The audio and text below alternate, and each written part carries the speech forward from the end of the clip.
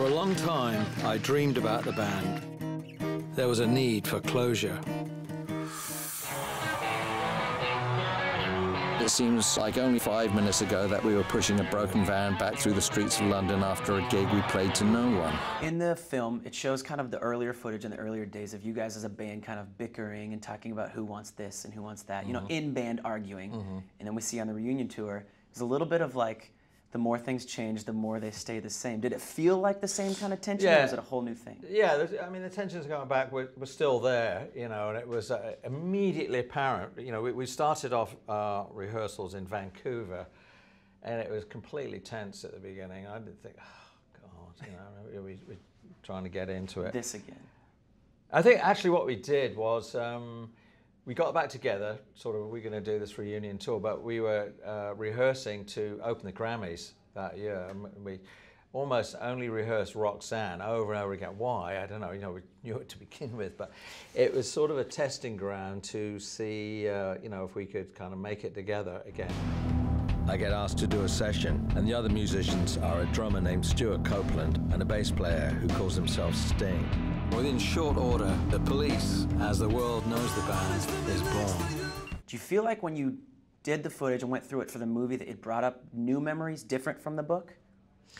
But yeah, I might have examined them in a slightly different light than before, but they were very important to me as a, you know, sort of a memoir. That, you know, the two things that, you know, are like, you know, because I didn't keep like extensive notes of everything I, you know, the Police tour like a daily journal because it was just too insane, but I did photograph pretty much everything.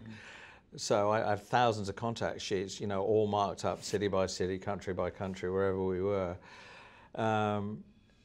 And of course the music. Roxanne, you don't have to put on the red light. We have a great song. They think we're a punk band, and we don't destroy offices or insult people. I want to talk about one scene specifically that you came across that you chose to include when you walked by that karaoke bar and people were singing your song. How much does that happen in your day-to-day life?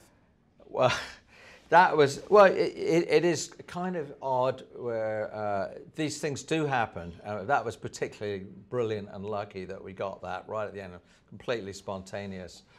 But, you know, like, you know, it's just a day-to-day life, you know, because one thing about the music of the Police is that it just seems to be played constantly, like, say, in opposition to the Beatles or the Stones or Floyd or whatever. The music of the Police seems to be played everywhere in the world, constantly. It's never gone away. I want my MTV! I begin photographing everything around me. Sting is fast becoming a media darling. Should we film me whooping Sting?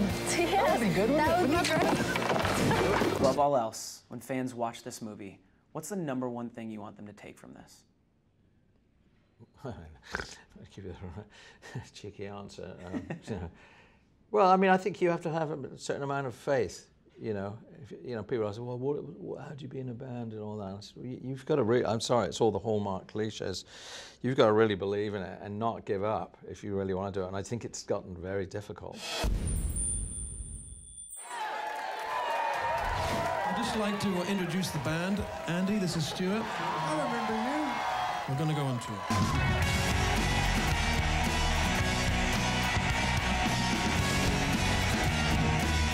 This is the biggest gig of our lives.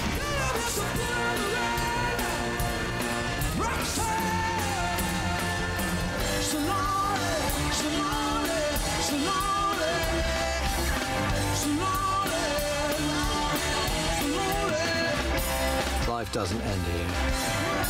Now, it is forever.